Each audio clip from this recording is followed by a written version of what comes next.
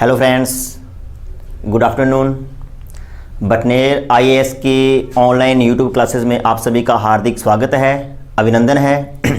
मैं गुरमीत सिंह और आज हम बात करने जा रहे हैं भारतीय संविधान की अनुसूचियां यानी कि schedules of the Indian constitution, और इस संदर्भ में हम बात करते हैं। कल आपने जैसे देखा होगा, कल हमने भारतीय संविधान की प्रस्तावना के संदर्भ में बातचीत की थी। अब आज हम बात कर रहे हैं भारतीय संविधान की अनुसूचियां। पहली बात कि मौलिक रूप से प्रश्न आ सकता है कि मौलिक रूप से भारतीय संविधान में कितनी अनुसूचियां थी।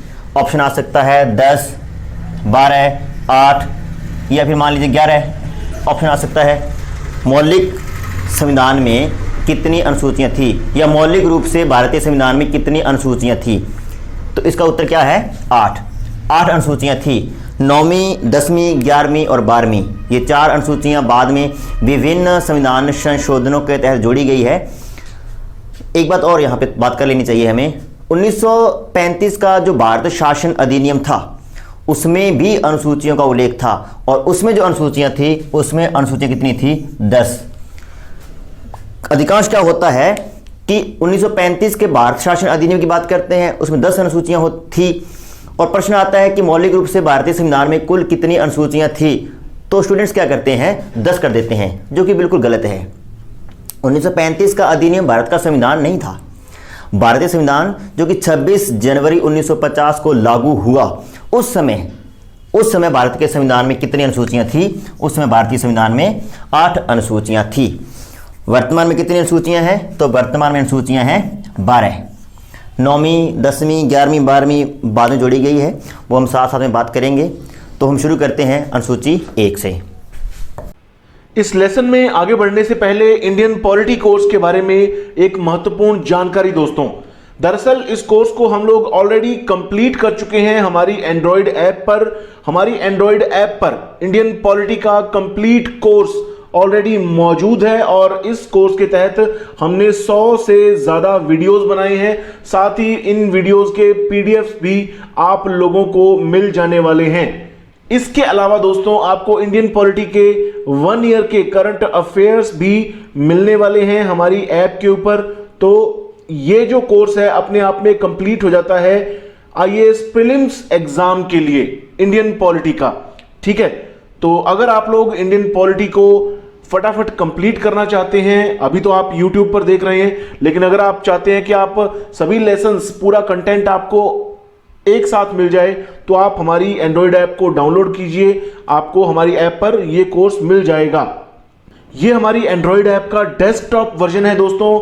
अगर आप लोग चाहते हैं कि आप हमारे लेसन्स को लैपटॉप में देखें या फिर आप डेस्कटॉप में अपने पर्सनल कंप्यूटर में देखें, तो आप लोग bhatner.ias.com पर जा सकते हैं, और इसके जरिए भी आप लोग हमारे कोर्सेज को एक्सेस कर सकते हैं। जिस तरह से ये इंडियन पॉलिटी का पूरा कोर्स आपको यहां नजर आ रहा है, CSET 2021 का कोर्स नजर आ रहा है, एनवायरनमेंट एंड इकोलॉजी का कोर्स नजर आ रहा है, तो तमाम कोर्सेज यहां पर मौजूद हैं। हमारे कोर्सेज की खासियत ये है कि ये सभी कोर्सेज पूरी तरह से अफोर्डेबल हैं और क्वालिटी के साथ कोई भी कॉम्प्रोमाइज नहीं किया गया है दोस्तों। इनकी कीमत ऐसी है कि एक किताब से भी कम पैसे देकर आप इन कोर्सेज को खरीद सकते हैं। पूरे 1 साल की आपको वैलिडिटी मिल जाती है। यहां पर आप इंडियन पॉलिटी कोर्स की एक झलक भी देख सकते हैं दोस्तों। आपके सामने है 104 वीडियोस अभी इसके अंदर मौजूद हैं, और 2 या 3 वीडियोस ही आनी इस कोर्स में बाकी है, तो जल्दी ही अपलोड हो जाएंगी। और देखिए 75 पीडीएफ भी इसके तहत अपलोड किए जा चुके हैं, तो जो भी थोड़े बहुत पीडीएफ बचे हैं वो भी बहुत जल्दी थोड़े दिनों के अंदर ही कंप्लीट कर दे जाएंगे। तो अपने आप में ये कोर्स मुकम्मल है दोस्तों। वीडियोस तो आप लोग पूरी मानिए। देखिए किस तरह से हमने कवर किया है। यहां पर ये देखिए चैप्टर, देखिए हिस्टोरिकल बैकग्राउंड का जो चैप्टर बना हुआ है, इस चैप्टर के अंदर आप जाएंगे तो आपको 2 वीडियोस मिलेंगी और 2 ही पीडीएफ फाइल्स मिलेंगी। इसी तरह से आप मेकिंग ऑफ द कॉन्स्टिट्यूशन में जाएंगे तो 6 वीडियोस मिलेंगी और 6 इनकी फाइल्स मिलेंगी। इसी तरह से देखिए फंडामेंटल राइट्स के आप चैप्टर में जाएंगे तो इसके अंदर 5 वीडियोस आपको मिलने वाली हैं और 6 इनकी PDF फाइल्स मिलने वाली हैं। तो इस तरह से तमाम चीजें बहुत ही व्यवस्थित तरीके से आपको हमारे इस कोर्स के तहत हमारी ऐप पर मिलने वाली हैं। तो ये दोस्तों हमारा कोर्स रहेगा इंडियन पॉलिटी का। उम्मीद करते हैं कि अगर आप लोग चाहते हैं फटाफट इस कोर्स को देखना मुकम्मल तरीके से PDF के साथ, तो आप हमारी ऐप डाउनलोड करेंगे और इस कोर्स को हासिल करेंगे। बहुत ही नॉमिनल प्राइस में आपको ये कोर्स वहां पर मिलने वाला है। 260 महज 260 रुपए देकर आपको ये कोर्स कंप्लीटली मिल जाने वाला है, जिसमें आपको तमाम वीडियोस और PDFs मिल जाने वाले हैं। इस कोर्स की एक और खास बात देखिए दोस्तों, जैसा कि मैंने आपको बताया कि IAS प्रीलिम्स एग्जाम को ध्यान में रखते हुए इंडियन पॉलिटी का ये कोर्स आप लोगों के लिए बहुत फायदेमंद रहने वाला है। यहां पर देखिए IAS प्रीलिम्स एग्जाम्स के जो भी प्रीवियस पेपर्स हुए हैं उनमें इंडियन पॉलिटी के जो भी क्वेश्चंस आए हैं ज्यादातर हमने कवर किए हैं। खास तौर पर पिछले 17 सालों के प्रीवियस 17 इयर्स के जो भी MCQs रहे हैं इंडियन पॉलिटी विषय के, वो हमने कवर किए हैं। 2004 से लेकर IAS प्रीलिम्स 2020 तक के सभी प्रीवियस ईयर्स MCQs कवर किए गए हैं इंडियन पॉलिटी के। तो ये कोर्स आप लोगों के बहुत ज्यादा काम में आने वाला है, आपको बहुत ज्यादा फायदा पहुंचाने वाला है। तो फटाफट हमारी Android app Bhatner IAS download कीजिए और एक्सप्लोर कीजिए हमारे तमाम कोर्सेज को। प्रथम अनुसूची में किस चीज का उल्लेख है? तो प्रथम अनुसूची में भारत के राज्य क्षेत्र का उल्लेख है। भारत के राज्य क्षेत्र यानी कि भारत का क्षेत्र कितना है, भारत कितना है, कहां से लेकर कहां तक भारत है। और इसमें किस चीज का उल्लेख है? इसमें भारत के 28 राज्यों और प्लस 9 केंद्र शासित प्रदेशों के 9 केंद्र शासित प्रदेश यानी कि संघ शासित राज्य के नामों का उल्लेख है। इनके नाम हैं। आपको आइडिया होगा कि अक्टूबर 2019 से पहले राज्यों की संख्या कितनी थी? 29। और केंद्र शासित प्रदेशों की संख्या कितनी थी? 7। लेकिन चूंकि जम्मू कश्मीर का जो राज्य का दर्जा था वो समाप्त कर दिया गया है और जम्मू कश्मीर को 2 केंद्र शासित प्रदेश जम्मू कश्मीर और लद्दाख में विभाजित कर दिया गया है। तो 2 केंद्र शासित प्रदेश बढ़ गए हैं और एक राज्य की संख्या कम हो गई है। तो वर्तमान में राज्य कितने हैं? 28 और केंद्र शासित प्रदेश कितने हैं? 9। तो इन 28 राज्यों और 9 केंद्र शासित प्रदेशों के नामों का उल्लेख कौन सी अनुसूची में है? अनुसूची 1 में। यहां पर यह भी क्लियर कर दें कि अनुच्छेद 1 से 4 जो कि भाग 1 के अंतर्गत आता है, अनुच्छेद 1 से 4 जो कि भाग 1 के अंतर्गत आता है का संबंध भी अनुसूची 1 से है। यानी कि अनुसूची 1 में जो बात लिखी गई है लगभग वही बात अनुच्छेद 1 से 4 के अंतर्गत लिखी गई है, क्योंकि अनुच्छेद 1 से 4 के अंतर्गत भी भारत के राज्य क्षेत्र का उल्लेख है और अनुसूची 1 में भी भारत के राज्य क्षेत्र का उल्लेख है। अब एक प्रश्न बन सकता है बड़ा इंपॉर्टेंट और बड़े अच्छे वाला प्रश्न बनेगा, हम यहाँ पे बात कर लेते हैं। प्रश्न आ सकता है कि प्रश्न आ सकता है कि किस अनुच्छेद के अंतर्गत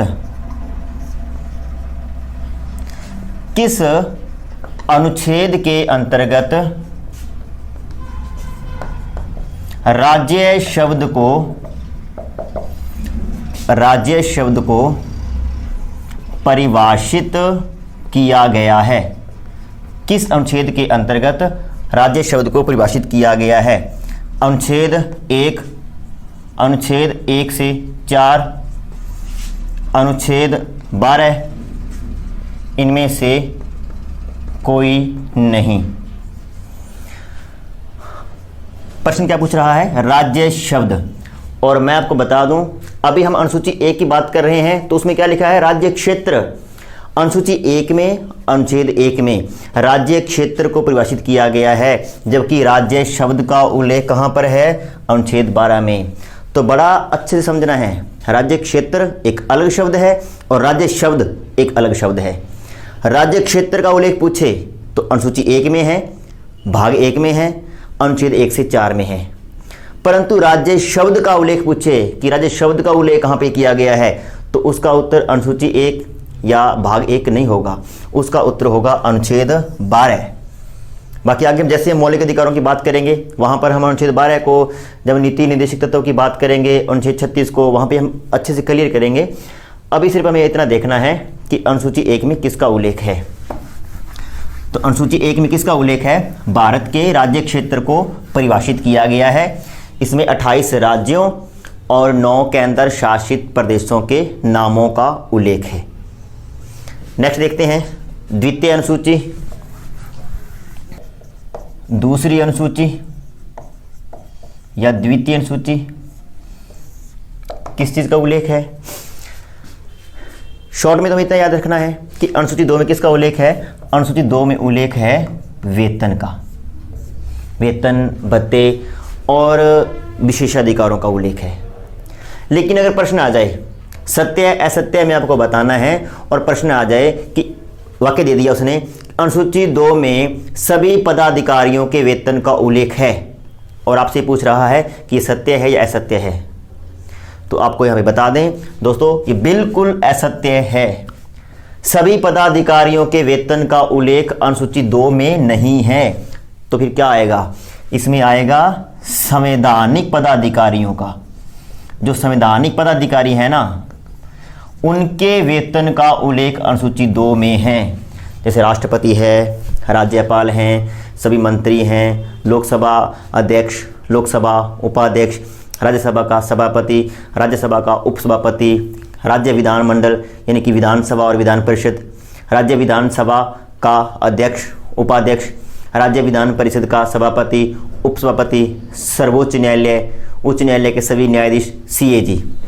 हम देखते हैं किस किस की शपथ का उल्लेख किस किस के वेतन का उल्लेख है। हम देखते हैं तो राष्ट्रपति के वेतन का उल्लेख किस में है? अनुसूची 2 में। किसका उल्लेख है? राज्यपाल। इसके अलावा नंबर 3, लोकसभा के अध्यक्ष और उपाध्यक्ष, राज्यसभा के सभापति, उपसभापति। 5वां, विधानसभा, राज्य विधानसभा के अध्यक्ष, उपाध्यक्ष, राज्य विधान परिषद के सभापति, उपसभापति। सुप्रीम कोर्ट, हाई कोर्ट के सभी न्यायाधीश। और नेक्स्ट है अपना नंबर 8 पे CAG, कंट्रोलर ऑडिटिंग जनरल, यानी कि नियंत्रक और महालेखा परीक्षक, नियंत्रक तथा महालेखा परीक्षक, कंट्रोलर ऑडिटिंग जनरल। इनके वेतन का उल्लेख है। राष्ट्रपति के वेतन का उल्लेख है, राज्यपाल के वेतन का उल्लेख है, लोकसभा के अध्यक्ष उपाध्यक्ष के वेतन का उल्लेख है, राज्यसभा के सभापति उपसभापति के वेतन का उल्लेख है, विधानसभा के अध्यक्ष उपाध्यक्ष, विधान परिषद के सभापति उपसभापति, सर्वोच्च न्यायालय उच्च न्यायालय के सभी न्यायाधीश, CAG यानी कि नियंत्रक और महालेखा परीक्षक, और सभी मंत्री, सभी केंद्रीय सभी राज्य मंत्रियों के वेतन का उल्लेख भी अनुसूची 2 में है। सिंपल सा है, इन सभी को याद नहीं करना, इन सभी के वेतन का उल्लेख अनुसूची 2 में है। प्रश्न ये आएगा कि किसके वेतन का उल्लेख अनुसूची 2 में नहीं है, किसके वेतन का उल्लेख अनुसूची 2 में नहीं है। यहाँ पे देखते हैं, प्रश्न आ जाएगा, निम्न में से किस पदाधिकारी के वेतन का उल्लेख अनुसूची 2 में नहीं है। ऑप्शन बनेंगे A, B, C, D। जैसे मान लीजिए A में दे दिया उसने राष्ट्रपति, B में उसने दे दिया उपराष्ट्रपति, C में दे दिया राज्यसभा का सभापति, और D में दे दिया उसने राज्यपाल। अब आपको देखना है किसके वेतन का उल्लेख अनुसूची 2 में नहीं है। तो आपको बता दें, उपराष्ट्रपति के वेतन का उल्लेख अनुसूची 2 में नहीं है। अब आप पूछेंगे कि अनुसूची 2 में उपराष्ट्रपति के वेतन का उल्लेख क्यों नहीं है? तो दोस्तों देखिए, उपराष्ट्रपति जो होता है वो राज्यसभा का पदेन सभापति होता है। पदेन शब्द का अर्थ होता है जो ऑलरेडी किसी पद पर है और उस पद के कारण उसको ये वाला पद मिला है। वेंकैया नायडू भारत के उपराष्ट्रपति हैं और भारत के उपराष्ट्रपति होने के कारण वो भारत की राज्यसभा के पदेन सभापति भी हैं। तो दो पदों पर कार्यरत होने के कारण उनको दो पदों का वेतन यानी कि दो पदों की सैलरी नहीं मिलेगी, उन्हें किसी एक पद की ही सैलरी मिलेगी। और वो पद कौन सा है? वो पद है राज्यसभा का सभापति।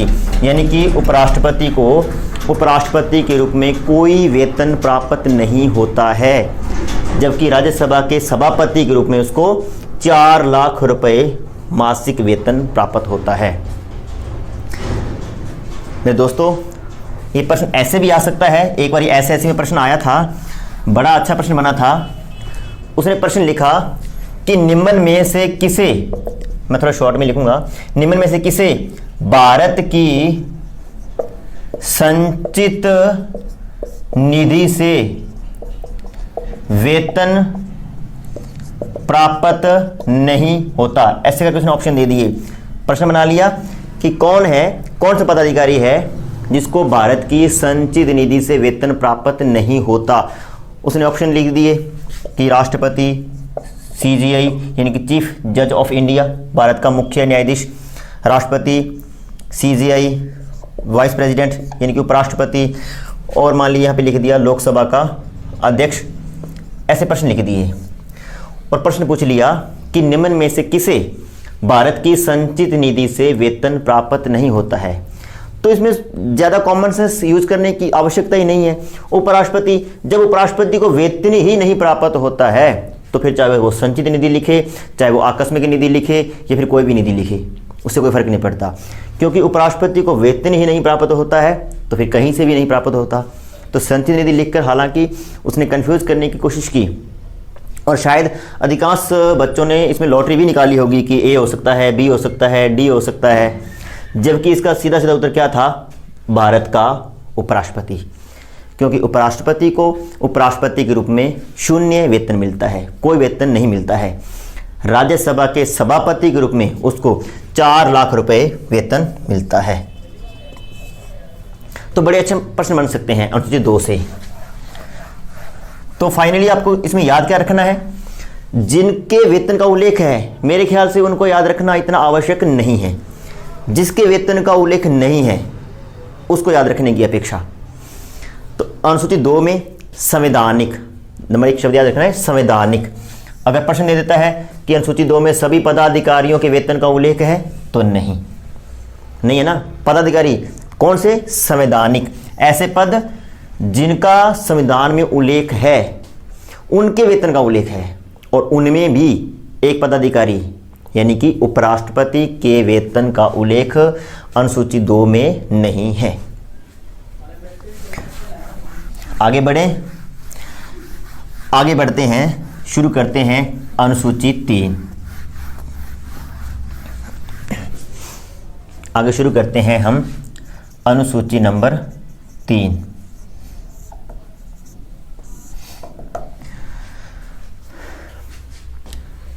सुनिए, अनुसूची 3 में पहले तो क्या है? इसमें उल्लेख है शपथ का, ओथ।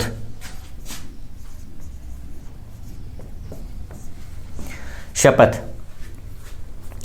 अब अपने को देखना है कि क्या है इसमें, मतलब सीधा तो आपको याद रखना है। तो अनुसूची 1 में क्या है? भारत का राज्य क्षेत्र। अनुसूची 2 में क्या है? वेतन। अनुसूची 3 में क्या है? शपथ। अब हम इसका कॉन्सेप्ट देखते हैं कि शपथ में क्या कुछ है।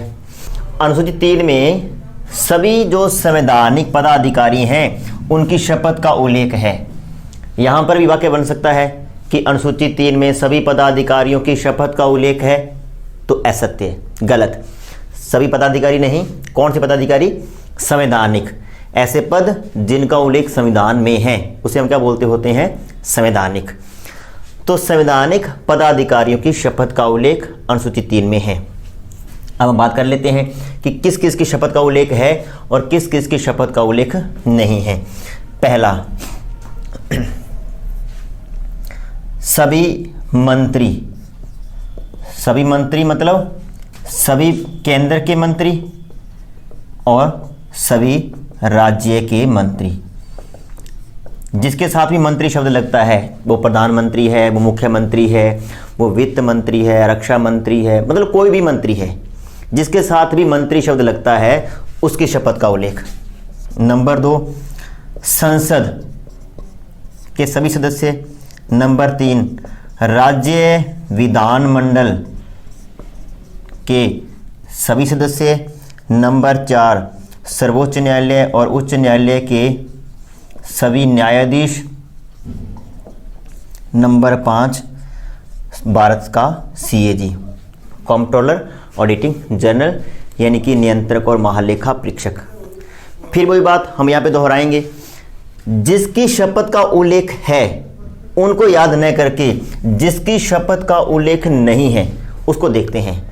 बड़ा मजेदार प्रश्न बनता है, अनुसूची 3 में किसकी शपथ का उल्लेख नहीं है। मान लीजिए, या फिर ऐसा आ सकता है किसकी शपथ का उल्लेख है। प्रश्न आ गया कि किसकी शपथ का उल्लेख नहीं है, और ऑप्शन बन गए ABCD। मैं इसमें कुछ शॉर्ट में लिखूंगा, P से प्रेसिडेंट, वाइस प्रेसिडेंट, G से गवर्नर, और मान लीजिए प्रश्न आ गया कि उपरोक्त सभी। अनुसूची 3 में किसकी शपथ का उल्लेख नहीं है। राष्ट्रपति की शपथ का उल्लेख है, उपराष्ट्रपति की शपथ का उल्लेख है, राज्यपाल की शपथ का उल्लेख है या नहीं है, या फिर सभी की शपथ का उल्लेख है या नहीं है। तो बता दूं कि राष्ट्रपति, उपराष्ट्रपति और राज्यपाल तीनों की शपथ का उल्लेख अनुसूची 3 में नहीं है। बड़े मजे की बात है, अनुसूची 3, नंबर भी 3 और 3 ही पद, राष्ट्रपति, उपराष्ट्रपति और राज्यपाल की शपथ का उल्लेख अनुसूची 3 में नहीं है। फिर प्रश्न आता है कि अगर इनकी शपथ का उल्लेख अनुसूची 3 में नहीं है तो फिर कहाँ पर है। तो इनसे रिलेटेड कुछ आर्टिकल्स हैं, हम देखते हैं।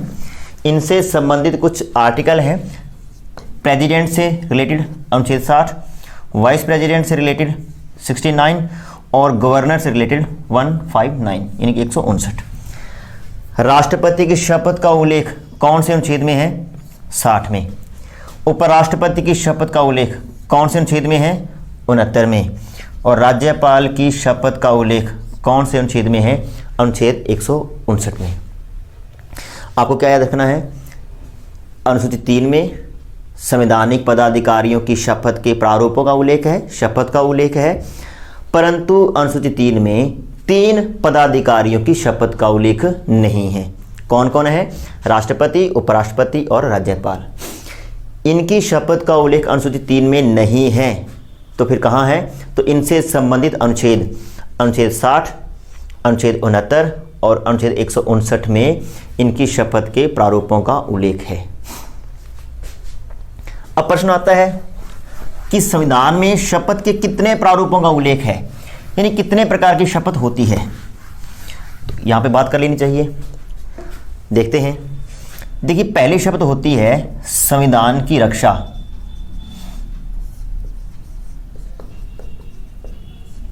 और लोगों का कल्याण। देखिए मेरे दोस्तों, पहली शपथ क्या है? संविधान की रक्षा और लोगों के कल्याण की शपथ। दूसरी शपथ है वो होती है देश की एकता, अखंडता तथा संप्रभुता की शपथ और पद व गोपनीयता की शपथ। और तीसरी शपथ होती है वो होती है संविधान के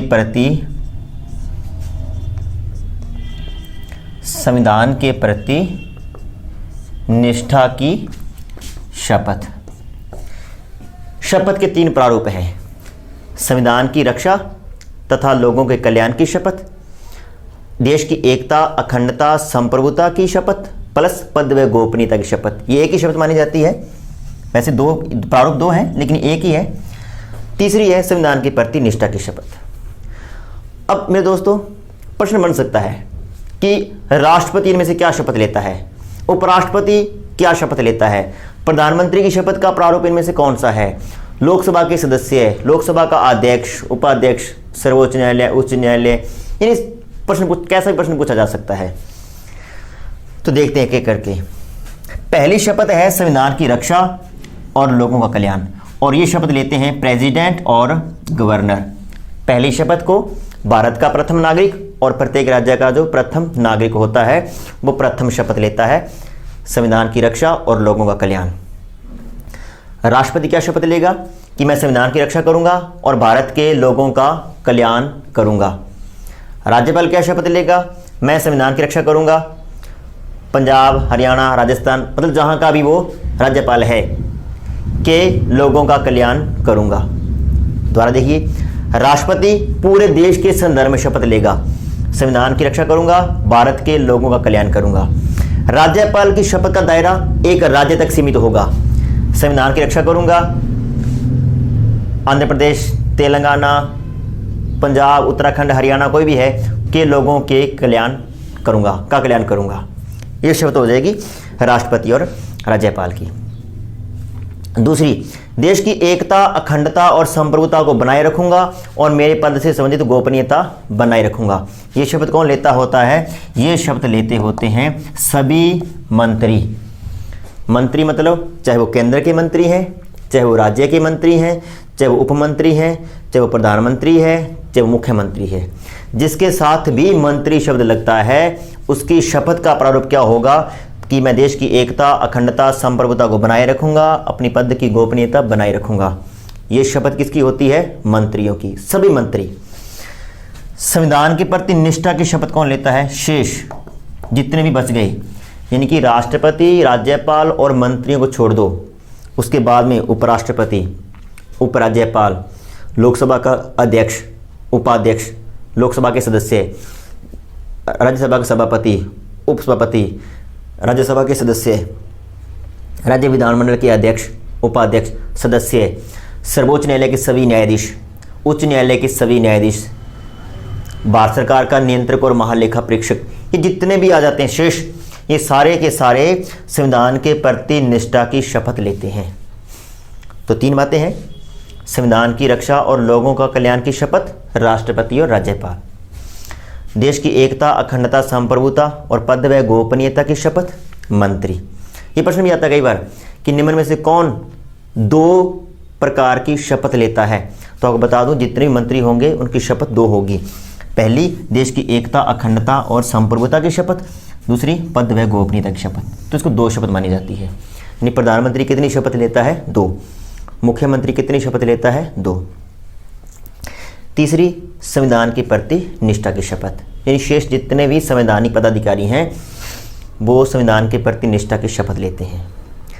अब मेरे दोस्तों यहाँ पे ये चीज़ नोट करनी बड़ी आवश्यक है कि जैसे ही किसी पदाधिकारी का पद चेंज हो जाता है, मान लीजिए वो पहले किसी पद पे था और बाद में उसको पद बदल दिया गया है, और पद बदलने से अगर उसकी शपथ के प्रारूप में भी चेंज आता है तो उसको शपथ दोबारा से लेनी पड़ेगी।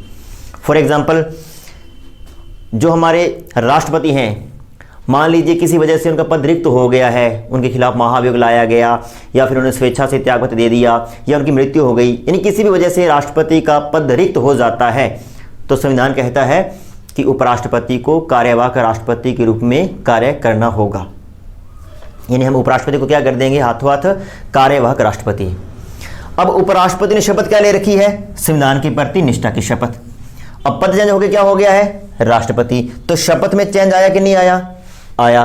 तो अब कार्यवाहक राष्ट्रपति को दोबारा से शपथ लेनी होगी। यानी उपराष्ट्रपति के रूप में उसने संविधान के प्रति निष्ठा की शपथ ले रखी थी, लेकिन अब उसको संविधान की रक्षा और भारत के लोगों के कल्याण की शपथ दोबारा से लेनी पड़ेगी। क्लियर। अब मान लीजिए एक मंत्री है, किसी विभाग में हमने एक मंत्री बना लिया है और बाद में इसको एक अन्य विभाग सौंप दिया जाए, क्योंकि हमारा संविधान कहता है कि एक मंत्री को एक या उससे अधिक इन 2 या 3 विभाग भी सौंपे जा सकते हैं। जैसे आपने देखा होगा पिछली जो हमारी लोकसभा थी, अभी जो चल रही है वो 17वीं लोकसभा है, इससे पहले चल रही थी 16वीं लोकसभा थी, और 16वीं लोकसभा में वित्त मंत्री थे अरुण जेटली। और आपको बता दें कि 16वीं लोकसभा में पहले जो मंत्री परिषद थी उसमें रक्षा मंत्री कौन थे, निर्मला सीतारमण से पहले रक्षा मंत्री कौन थे, मनोहर पर्रिकर। और मनोहर पर्रिकर को बाद में हमने गोवा का सीएम बना दिया, तो रक्षा मंत्री का पद रिक्त हो गया। तो कुछ समय के लिए अरुण जेटली द्वारा ही रक्षा मंत्री का पद संभाला गया था। यानी अरुण जेटली वित्त मंत्री भी थे, अरुण जेटली रक्षा मंत्री भी थे। बाद में हम निर्मला सीतारमण जी को लेके आए और उनको रक्षा मंत्री बनाया गया, वो बात की बात है। अरुण जेटली वित्त मंत्री थे और बाद में अरुण जेटली जी को हमने रक्षा मंत्री बनाया। तो क्या रक्षा मंत्री के रूप में अरुण जेटली जी को दोबारा से शपथ लेनी पड़ी? क्या संविधान उसे बाध्य करता है कि आपको शपथ दोबारा से लेनी पड़ेगी? तो इसका उत्तर है नहीं। क्यों? क्योंकि वित्त मंत्री के रूप में उन्होंने क्या शपथ ले रखी है? देश की एकता, अखंडता, संप्रभुता, पद और गोपनीयता की शपथ। और रक्षा मंत्री के रूप में उनको क्या शपथ लेनी है? सेम। तो उनको शपथ लेने की आवश्यकता नहीं है, क्योंकि शपथ का प्रारूप नहीं चेंज हो रहा ना। लेकिन अगर शपथ का प्रारूप चेंज होता है तो फिर शपथ दोबारा से लेनी पड़ती है। एक और उदाहरण लेते हैं। मान लीजिए किसी राज्य का एक राज्यपाल है। जैसे मान लीजिए कि हम बात लेके चलते हैं कि मान लीजिए राजस्थान का राज्यपाल है और उन्होंने शपथ ले रखी है कि मैं संविधान की रक्षा करूंगा, राजस्थान के लोगों का कल्याण करूंगा। और बाद में ऐसा भी हो सकता है कि हम उनको किसी अन्य राज्य का अतिरिक्त प्रभार दे दें, क्योंकि हमारा संविधान कहता है कि एक व्यक्ति को 2 या 2 से अधिक राज्यों में राज्यपाल बनाया जा सकता है। और मान लीजिए राजस्थान के राज्यपाल को हरियाणा का भी राज्यपाल बना दिया जाए, सिर्फ उदाहरण ले रहे हैं, तो क्या उनको शपथ दोबारा से लेनी पड़ेगी? अब देखिए, पद चेंज तो नहीं हो रहा और शपथ का प्रारूप भी चेंज नहीं हो रहा, तो क्या शपथ दोबारा से लेनी पड़ेगी? तो मेरे दोस्तों, इसका उत्तर है यस, शपथ दोबारा से लेनी पड़ेगी। दायरा, प्रारूप चेंज नहीं हो रहा लेकिन दायरा चेंज हो रहा है। राजस्थान के राज्यपाल ने शपथ क्या ले रखी है कि मैं संविधान की रक्षा करूंगा, राजस्थान के लोगों का कल्याण करूंगा। और अगर हरियाणा के लोगों ने कल्याण करवाना है तो उनको दोबारा से शपथ लेनी पड़ेगी। फिर वो क्या शपथ लेंगे कि मैं संविधान की रक्षा करूंगा, अब हरियाणा के लोगों का भी कल्याण करूंगा। तो शपथ का दायरा चेंज हो गया है, तो शपथ दोबारा से लेनी पड़ेगी। जैसे किसी नई लोकसभा का गठन होता है और सबसे पहले हमें शपथ लेनी पड़ती है, क्योंकि जब तक हम शपथ नहीं लेंगे हम लोकसभा के सदस्य नहीं गिने जाएंगे। और शपथ, लोकसभा के सभी सदस्यों को शपथ कौन दिलाता है? तो शपथ कौन दिलाता है? हमारे देश का सर्वोच्च पदाधिकारी यानी कि राष्ट्रपति। राष्ट्रपति संसद के सभी सदस्यों को, लेकिन हम यहाँ पे बात कर रहे हैं लोकसभा, तो लोकसभा के सभी सदस्यों को शपथ दिलाता है। अब लोकसभा के सभी सदस्य जो हैं वो सदस्य के रूप में शपथ लेते हैं। जैसे मान लीजिए कि लोकसभा का एक सदस्य है, कोटा बूंदी के जो सांसद हैं ओम बिरला जी आए और उन्होंने शपथ ली। और उन्होंने क्या शपथ ली? संविधान के प्रति निष्ठा की शपथ। अभी तक वो कोटा बूंदी के एक सांसद के रूप में शपथ ले रहे हैं और शपथ लेके वो वापस बैठ गए। लेकिन बाद में उनको लोकसभा का अध्यक्ष चुन लिया गया, पद चेंज हो गया। पहले वो सांसद थे, अब वो क्या बन गए हैं? लोकसभा के अध्यक्ष। तो क्या उनको शपथ दोबारा से लेनी पड़ेगी? तो मेरे दोस्तों, उनको शपथ दोबारा से नहीं लेनी पड़ेगी। क्यों? क्योंकि शपथ का प्रारूप नहीं चेंज हो रहा ना। लोकसभा का सदस्य क्या शपथ लेगा? संविधान के प्रति निष्ठा की शपथ। और लोकसभा का अध्यक्ष क्या शपथ लेगा? संविधान के प्रति निष्ठा की शपथ। तो अध्यक्ष के रूप में कभी भी शपथ नहीं लेता है, चाहे वो लोकसभा का अध्यक्ष है, चाहे वो विधानसभा का अध्यक्ष है, चाहे वो विधान परिषद का सभापति है, चाहे वो राज्यसभा का सभापति है। ये अध्यक्षों के रूप में कोई शपथ नहीं लेते हैं। ये बड़ा इंपॉर्टेंट फैक्ट है। अगर मान लीजिए 4 ऑप्शन ऐसे आ गए कि लोकसभा का अध्यक्ष शपथ लेता है संविधान की रक्षा की शपथ, ऑप्शन बी लोगों के कल्याण की शपथ, ऑप्शन सी पद व गोपनीयता की शपथ, ऑप्शन डी संविधान के प्रति निष्ठा की शपथ, तब तो हमें यहाँ पे करना होगा संविधान के प्रति निष्ठा की शपथ, क्योंकि इससे अच्छा ऑप्शन हमारे पास है ही नहीं है। लेकिन अगर ऐसे आ जाता है, मान लीजिए लोकसभा का अध्यक्ष निम्न में से किस प्रकार की शपथ लेता है? ऑप्शन ए संविधान की रक्षा की शपथ, ऑप्शन बी पद व गोपनीयता की शपथ, ऑप्शन सी संविधान के प्रति निष्ठा की शपथ, और ऑप्शन डी में लिख दे कि अध्यक्ष के रूप में कोई शपथ नहीं लेता। तो इसका उत्तर ऑप्शन डी होगा, क्योंकि अध्यक्ष के रूप में कोई शपथ नहीं लेता है। फिर चाहे वहां पर ये वाला ऑप्शन पड़ा हो, ये बिल्कुल क्या हो जाएगा? गलत ऑप्शन हो जाएगा। तो लगता है आपको अनुसूची 3 समझ में आ गई होगी। मैं इसको पुनः थोड़ा दोहराता हूं। अनुसूची 3 में किस चीज़ का उल्लेख है? अनुसूची 3 में सभी संवैधानिक पदाधिकारियों की शपथ का उल्लेख है, शपथ के प्रारूप का उल्लेख है। पहले हम देखते हैं किस किस की शपथ का उल्लेख है। तो सभी मंत्री, सभी केंद्रीय मंत्री, सभी राज्य मंत्री, विधानसभा, विधान परिषद, लोकसभा, राज्यसभा के सभी सदस्य, सर्वोच्च न्यायालय, उच्च न्यायालय के सभी न्यायाधीश, मुख्य न्यायाधीशों सहित, और भारत सरकार का सीएजी, कैग यानी कि नियंत्रक और महालेखा परीक्षक की शपथ का उल्लेख अनुसूची 3 में है। किसकी शपथ का उल्लेख नहीं है? तो राष्ट्रपति, उपराष्ट्रपति और राज्यपाल की शपथ का उल्लेख अनुसूची 3 में न होकर उनसे संबंधित अनुच्छेदों, अनुच्छेद 60, अनुच्छेद 69 और अनुच्छेद 159 में है। फिर हमने शपथ के प्रारूप की बात की, तो 3 प्रारूप हैं। संविधान की रक्षा और लोगों का कल्याण की शपथ कौन लेता है? राष्ट्रपति और राज्यपाल। देश की एकता, अखंडता, संप्रभुता तथा पद व गोपनीयता की शपथ कौन लेता है? सभी मंत्री।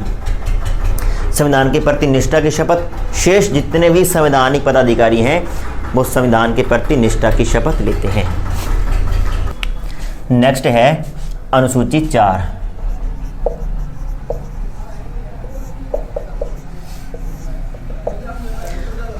अनुसूची 4 में क्या है? पहला प्रश्न, अनुसूची 4 में राज्यसभा के जो निर्वाचित स्थान हैं, इन निर्वाचित जो सीटें हैं, उनका आवंटन विभिन्न राज्यों में किया गया है। प्रश्न बन सकता है बड़े अच्छे वाला यहाँ पर भी। सत्य असत्य में देखो आजकल ये ट्रेंड चल गया है, ऐसे प्रश्न बनते हैं। सीधा सा शायद ही पूछा जाए कि अनुसूची 4 में क्या है, ऐसा प्रश्न शायद ही पूछा जाए। वो आपको 4 कथन देगा और पूछेगा इनमें से क्या सत्य है क्या असत्य है, और नीचे कूट बनाएगा ए और बी, बी सी और डी, बी और सी, ऐसे करके।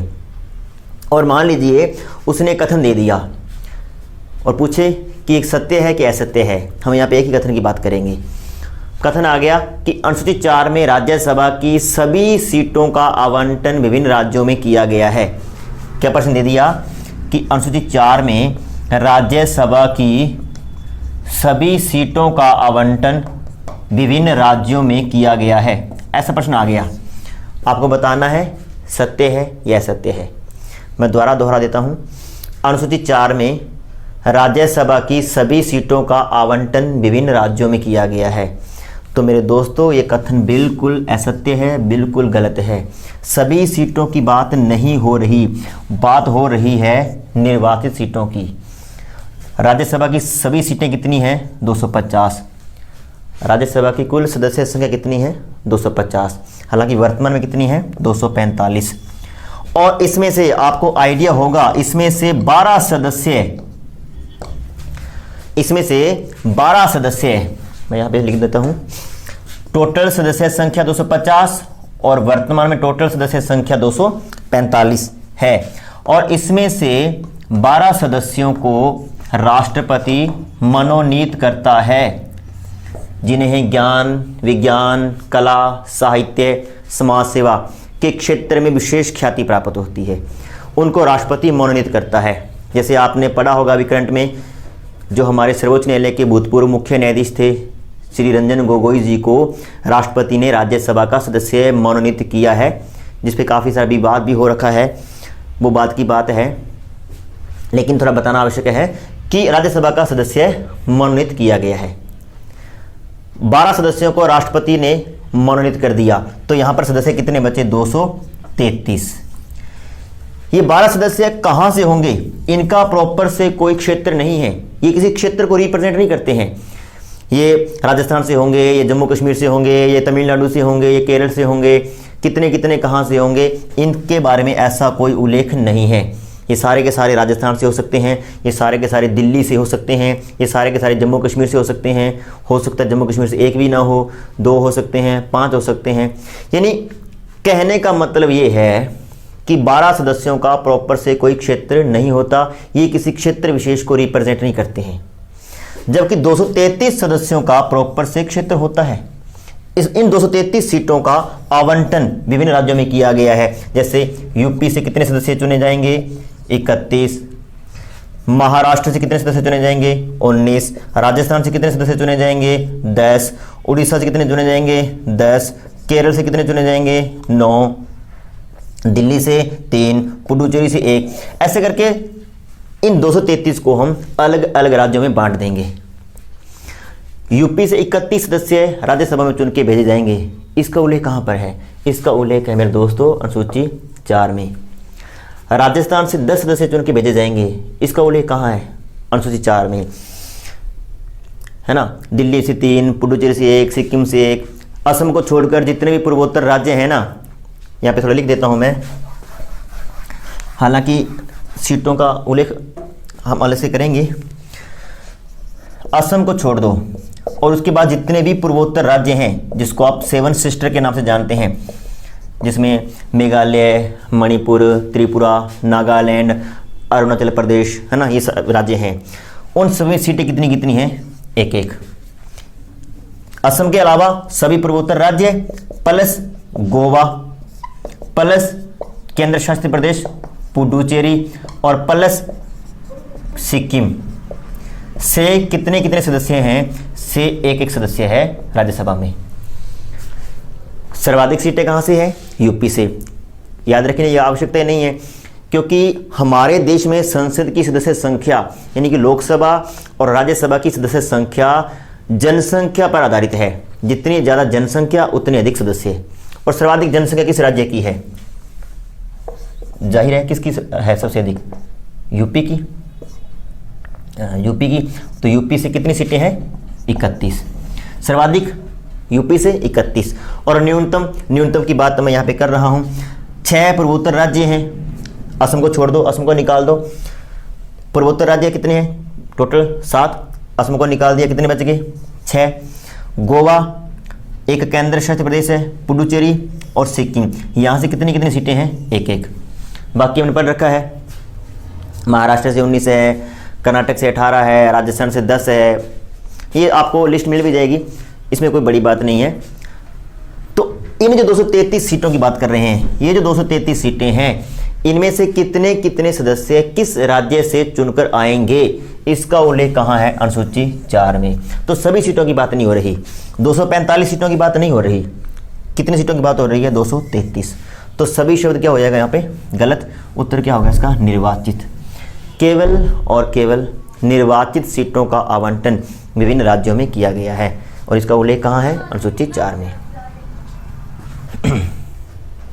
देखिए मेरे दोस्तों, उत्तर प्रदेश में सीटें 31, महाराष्ट्र में 19, तमिलनाडु में 18 सीट्स, बिहार और वेस्ट बंगाल यानी पश्चिम बंगाल में 16 सीटें, कर्नाटक में 12 सीटें, गुजरात, आंध्र प्रदेश और मध्य प्रदेश में 11 सीटें, राजस्थान उड़ीसा से 10 सीटें, केरल से 9 सीटें, पंजाब, असम और तेलंगाना से 7 सीट्स, झारखंड से 6 सीटें, हरियाणा छत्तीसगढ़ से 5 सीटें, दिल्ली, हिमाचल प्रदेश, उत्तराखंड से 3 सीटें और असम को छोड़कर जो शेष पूर्वोत्तर राज्य हैं प्लस में गोवा प्लस सिक्किम और प्लस पुडुचेरी में सीट्स कितनी हैं?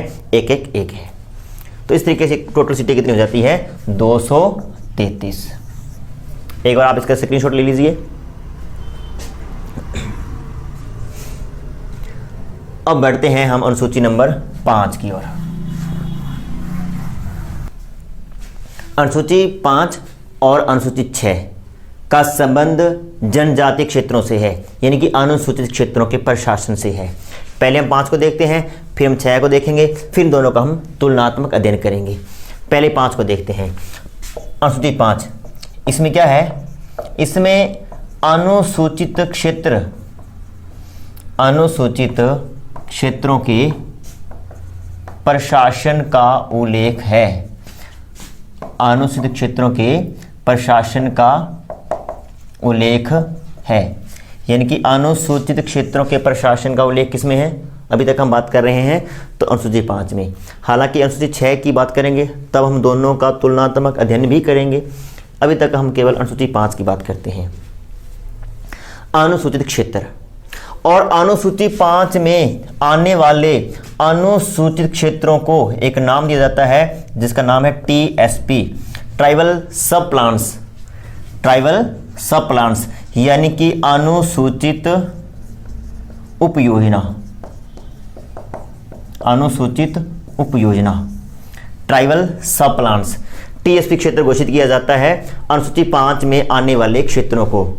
अब अनुसूची 5 में कौन कौन से क्षेत्र आते हैं, तो इसकी बजाय हम क्या देखेंगे, जब हम अनुसूची 6 देखेंगे ना, तो जो अनुसूची 6 में हैं उनको छोड़कर शेष सारे किस में आते हैं, अनुसूची 5 में, यानी कि असम, मेघालय, मिजोरम और त्रिपुरा। इन 4 राज्यों को छोड़कर जितने भी भारत के राज्य हैं, केंद्र शासित प्रदेश हैं, उनके जितने भी अनुसूचित क्षेत्र हैं उनको हम क्या कहेंगे, टीएसपी, ट्राइबल सब प्लान्स, यानी कि अनुसूचित उपयोजना। 1974-75 में एलपी विद्यार्थी एक समिति थी और इस समिति की अनुशंसा पर, बड़ा इंपॉर्टेंट फैक्ट है, एलपी विद्यार्थी समिति की अनुशंसा पर 1974-75 में टीएसपी क्षेत्रों की स्थापना की गई या फिर टीएसपी क्षेत्रों को चिन्हित किया गया, इनको नामांकित किया गया। प्रश्न बन सकता है कि टीएसपी क्षेत्र कब से अस्तित्व में हैं, तो 1974-75। एलपी विद्यार्थी एक समिति थी, उस समिति की अनुशंसा पर 1974-75 में टीएसपी क्षेत्रों को चिन्हित किया गया है। अब टीएसपी क्षेत्र जो बना दिए गए हैं, अनुसूची 5 में पढ़ रहे हैं, तो इसका क्या महत्व है, इसकी क्या इंपॉर्टेंस है, तो इसको हम देखते हैं। अभी तक आपको 2 बातें याद रखनी है। नंबर 1, अनुसूची 5 में अनुसूचित क्षेत्रों के प्रशासन का उल्लेख है।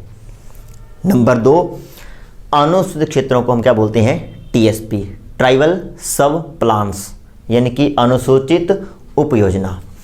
अब टीएसपी क्षेत्र किन को घोषित किया जाएगा, किन को नहीं किया जाएगा, ये काम किया था एलपी विद्यार्थी समिति ने, और एलपी विद्यार्थी समिति की अनुशंसा पर 1974-75 में टीएसपी क्षेत्रों को चिन्हित किया गया, टीएसपी क्षेत्र घोषित किए गए। अब टीएसपी क्षेत्रों में जहां जहां टीएसपी क्षेत्र हैं उसमें राज्यपाल को कुछ विशेषाधिकार दिए गए हैं। राज्यपाल को कुछ अतिरिक्त शक्तियां प्रदान की गई है। क्या क्या प्रावधान किए गए हैं, जो टीएसपी क्षेत्र हैं वहां पे राज्यपाल को कुछ अतिरिक्त शक्तियां सौंपी गई है जो औसतन राज्यपाल के पास नहीं होती। क्या क्या शक्तियां हैं, हम देखते हैं एक एक करके इसको।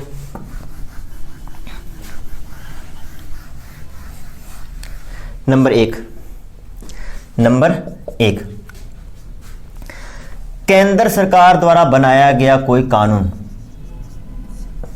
या फिर राज्य सरकार द्वारा बनाया गया कोई कानून अगर अनुसूचित क्षेत्रों के हित में नहीं है, इनकी संस्कृति के विरोध में है, तो राज्यपाल एक अधिसूचना जारी कर उस कानून को लागू होने पर रोक लगा सकता है।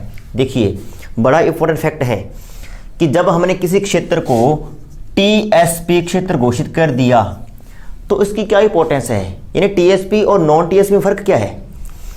तो टीएसपी में क्या फर्क है, क्योंकि टीएसपी क्षेत्र कौन से क्षेत्र हैं, अनुसूचित, यानी कि जहां पे अनुसूचित जनजातियों का बाहुल्य है। हमने उनकी परंपरा को, उनकी संस्कृति को बनाए रखने के लिए ये प्रयास किए हैं। अब राज्यपाल को यहाँ पे कुछ अतिरिक्त शक्तियाँ दी गई है, कुछ अतिरिक्त प्रावधान किए गए हैं, जिसमें पहला है कि केंद्र सरकार ने कोई कानून बनाया है मान लीजिए, और वो अनुसूचित क्षेत्रों के हितों के विरुद्ध है, वो अनुसूचित जो जनजाति है उनकी संस्कृति, उनकी परंपरा, उनकी जो भी लिपि है उनके विरुद्ध है, तो राज्यपाल इस कानून को वहाँ पर लागू होने से रोक लगा सकता है। वो राज्यपाल अधिसूचना जारी करेगा, और चाहे वो केंद्र सरकार का कानून हो, चाहे वो राज्य सरकार का कानून हो, वो उस कानून के वहाँ पर लागू होने पर रोक लगा सकता है। दूसरा, राज्यपाल का ये दायित्व है, ये कर्तव्य है, ये उत्तरदायित्व है कि वो प्रति वर्ष एक रिपोर्ट तैयार करेगा, और वो रिपोर्ट किसको सौंपेगा, राष्ट्रपति को। राज्यपाल प्रतिवर्ष एक रिपोर्ट तैयार करेगा कि अनुसूचित क्षेत्रों में हमने क्या कुछ नया किया है, क्या नवाचार किए हैं, कितना उनमें प्रोत्साहन आशाजनक वृद्धि हुई है या कितनी वृद्धि नहीं हुई है, कितना उन्होंने उनका विकास कर पाए हैं, कितना वो नीचे चले गए हैं, सब कुछ। और ये रिपोर्ट सौंपी जाएगी राष्ट्रपति को। तीसरा, राज्यपाल अनुसूचित जनजातियों के विकास के लिए एक परिषद का गठन कर सकता है जिसे बोलते हैं जनजातीय सलाहकार परिषद। जनजातीय सलाहकार परिषद बड़ा इंपॉर्टेंट फैक्ट है। जनजातीय सलाहकार परिषद का गठन की शक्ति किस में निहित है?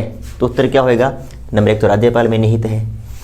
दूसरा, जनजातीय सलाहकार परिषद का संबंध किस अनुसूची से है?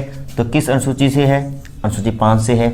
आजकल ये ट्रेंड चल गया है, प्रश्न बड़े अप्लाइड प्रश्न आते हैं। जनजातीय सलाहकार परिषद का गठन कौन कर सकेगा? राज्यपाल। जनजातीय सलाहकार परिषद का संबंध किससे है? तो अनुसूची 5 से है। यानी कि अनुसूची 5 में जितने भी टीएसपी क्षेत्र आते हैं उनके विकास के लिए परामर्श करने के लिए एक परिषद का गठन किया जाएगा जिसका नाम होगा जनजातीय सलाहकार परिषद। और इस परिषद में अधिकतम सदस्य संख्या कितनी हो सकती है? 20। अधिकतम सदस्य संख्या कितनी होगी? 20 हो सकती है अधिकतम। न्यूनतम का उल्लेख नहीं है। 18 भी हो सकती है, 15 भी हो सकती है, 10 भी हो सकती है, क्योंकि न्यूनतम सदस्य संख्या का उल्लेख नहीं है। अधिकतम सदस्य संख्या कितनी हो सकती है? 20। जितनी भी होगी, 20 है, 18 है, 15 है, उसका 3/4 हिस्सा सदस्य कौन होंगे? एसटी। यानी कि अब इस जनजातीय सलाहकार परिषद में 18 है, 15 है या फिर 20 है, 20 है तो 15 सदस्य कौन होंगे? एसटी। अगर मान लीजिए 18 है तो कितने हो जाएंगे? 4 या 5, मतलब जितने भी होते हैं आप इसको अनुमान लगा लेना। उतने सदस्य कहाँ से होंगे? एसटी से। यानी कि 3/4 हिस्सा यानी कि 75% सदस्य किस समुदाय के होंगे? एसटी के होंगे। तो ये थी हमारी अनुसूची 5। अनुसूचित क्षेत्रों के प्रशासन का उल्लेख इस अनुसूची में है। असम, मेघालय, मिजोरम, त्रिपुरा, इन 4 राज्यों को छोड़ दो, बाकी सभी राज्यों के जितने भी अनुसूचित क्षेत्र हमने चिन्हित किए हैं उनको क्या बोलते हैं? टीएसपी।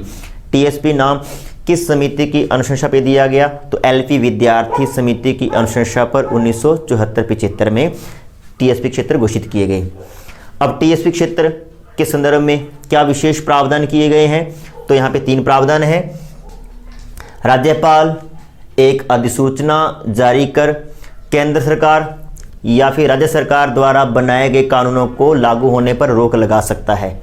दूसरा, राज्यपाल प्रति वर्ष एक रिपोर्ट यानी कि वार्षिक रिपोर्ट तैयार करके राष्ट्रपति को सौंपेगा। तीसरा, राज्यपाल एक जनजातीय सलाहकार परिषद का गठन कर सकता है जिसकी कुल या यूं कहें कि अधिकतम सदस्य संख्या कितनी होगी?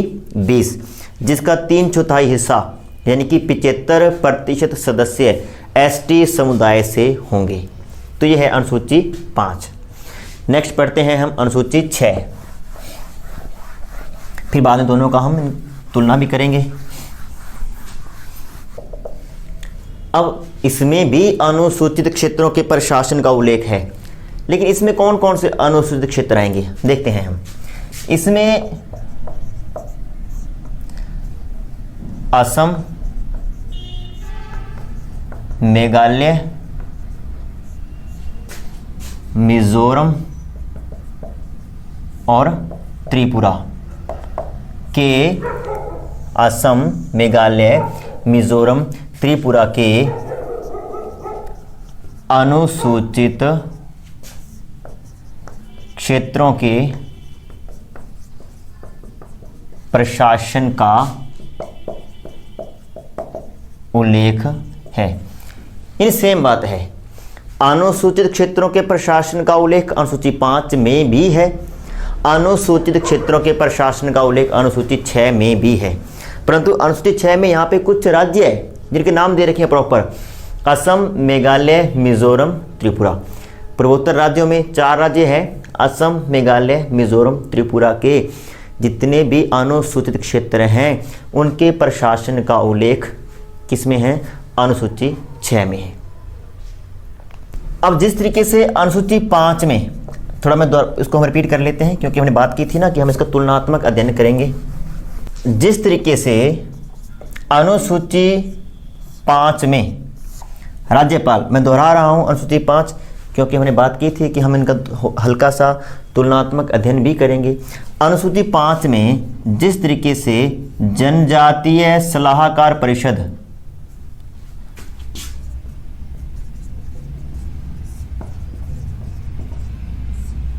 का गठन किया गया था, किसके द्वारा? राज्यपाल के द्वारा।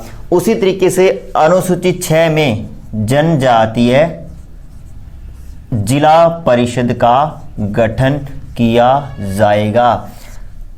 अनुसूची 6 के अंतर्गत जितने भी क्षेत्र आते हैं अंदर में, वहाँ के राज्यपाल के पास ये शक्ति निहित रहेगी, ये शक्ति होगी कि वो जनजातीय जिला परिषद का गठन कर सकता है।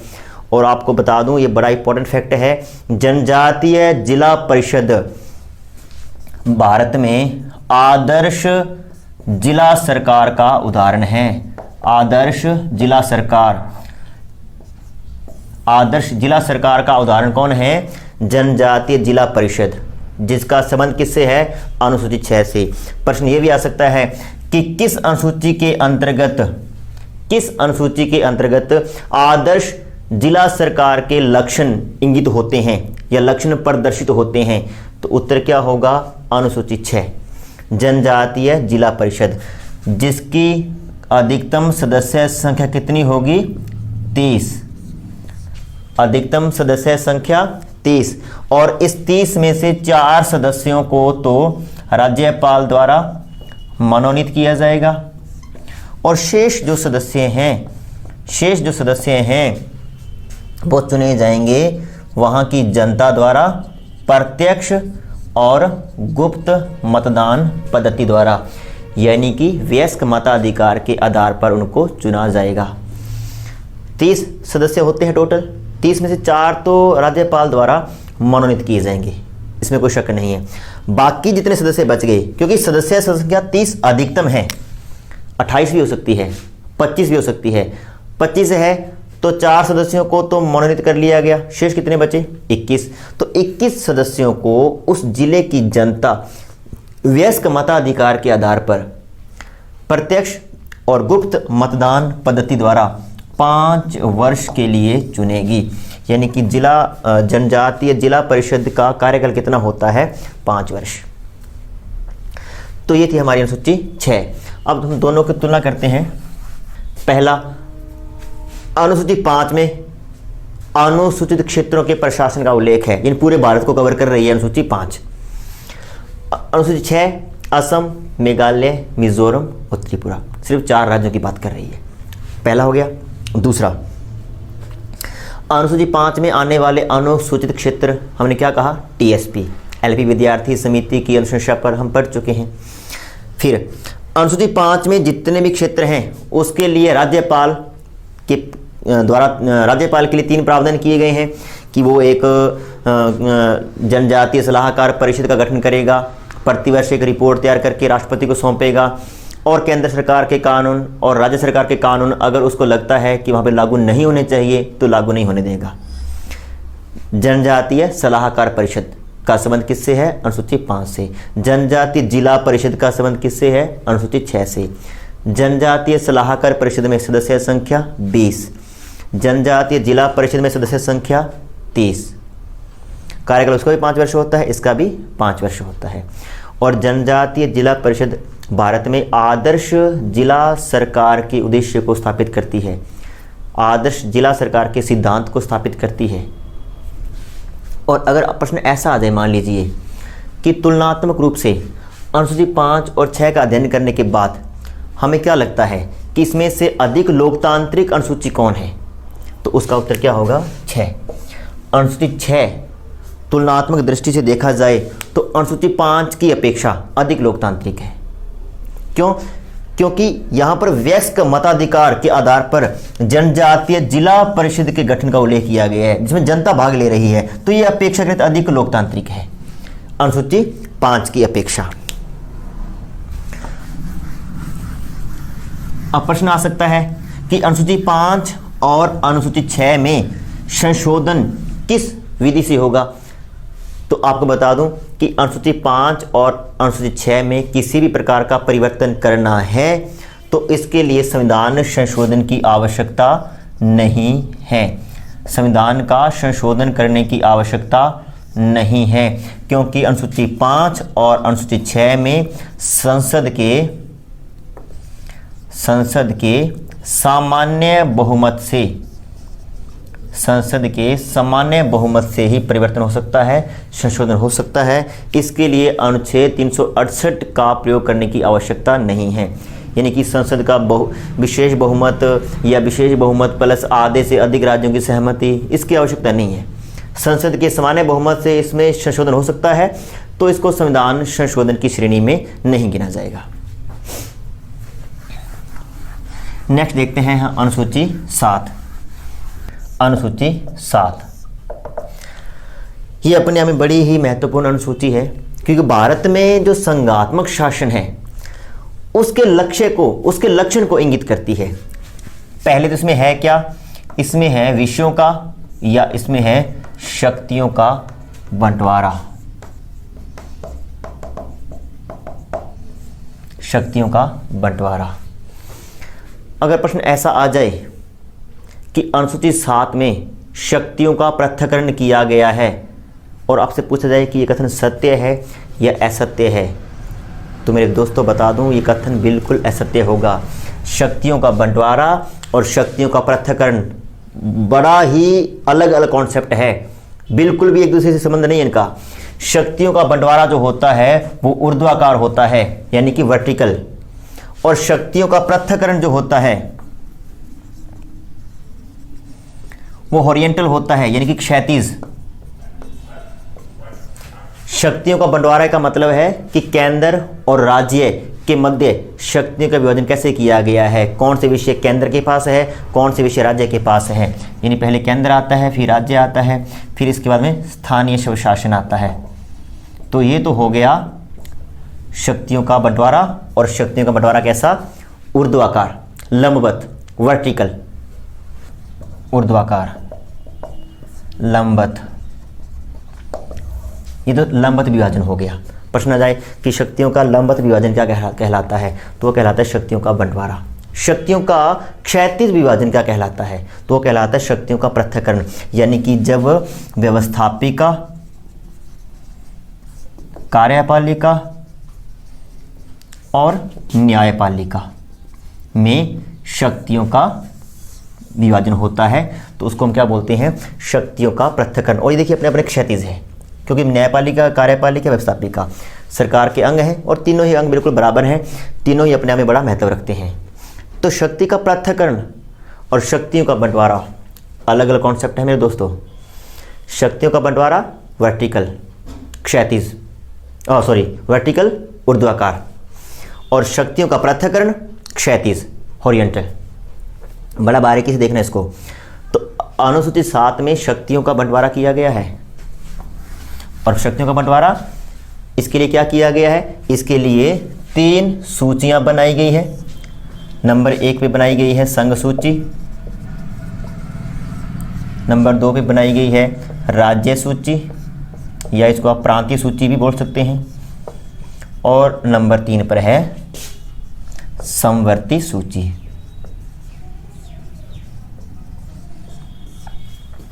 और तीनों ही सूचियों में विषय उल्लेखित कर रखे हैं। पहले हम बात करेंगे मौलिक संविधान की, कि मौलिक संविधान में कितने विषय थे।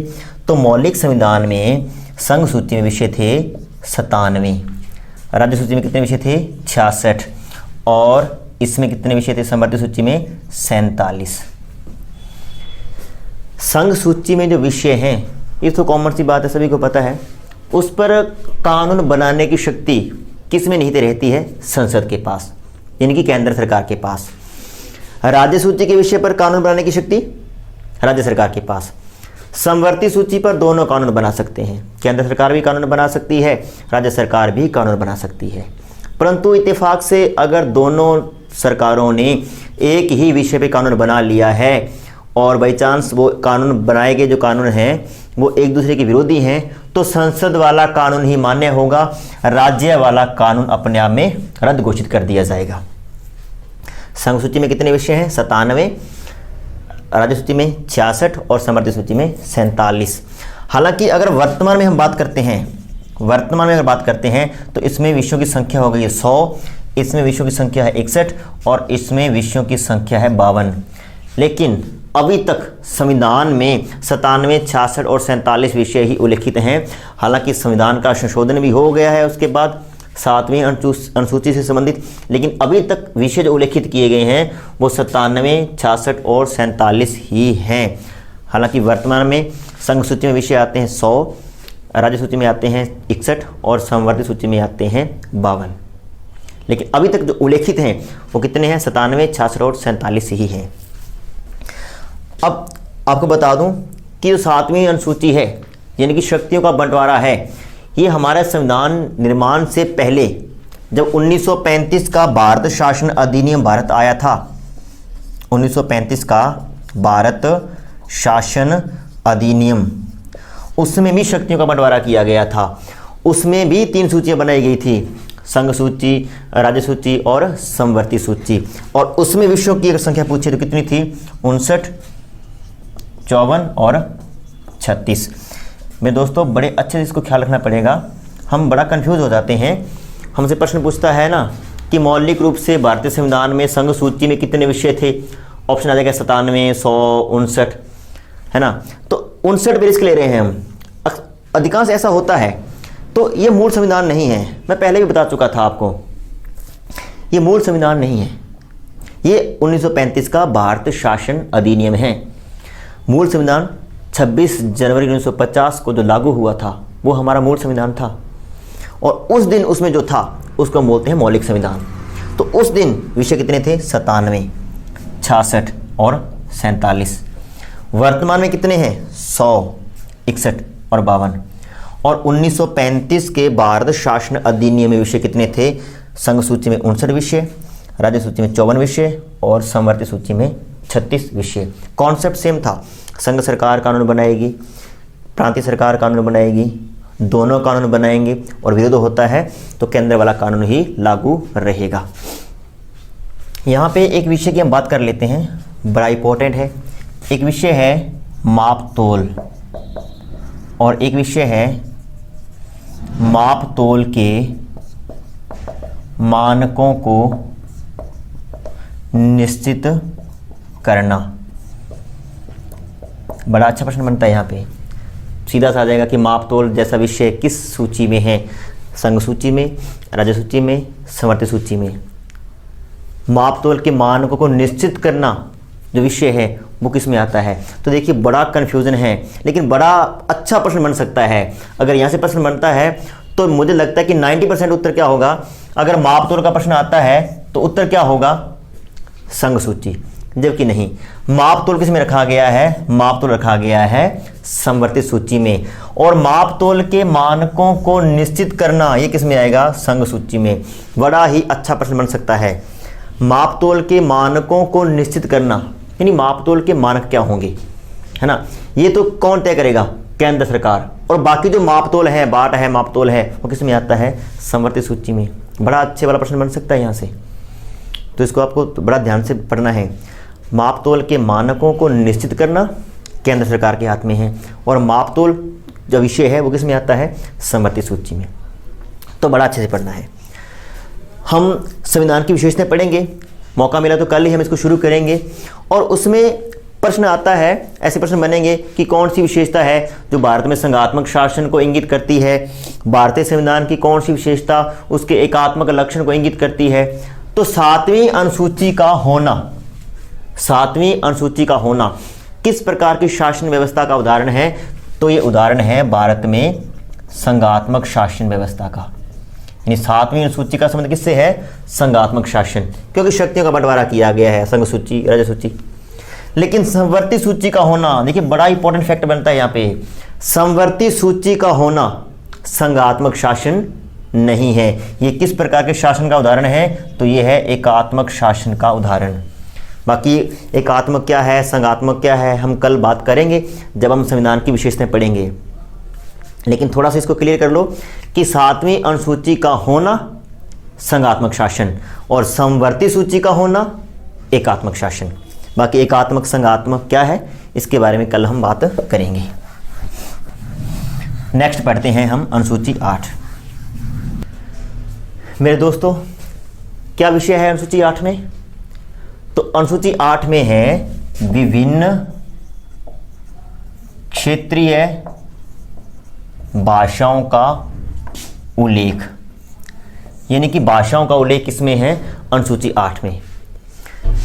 पहला प्रश्न बन सकता है कि मौलिक रूप से या मूल संविधान में अनुसूची 8 में कितनी भाषाओं का उल्लेख था?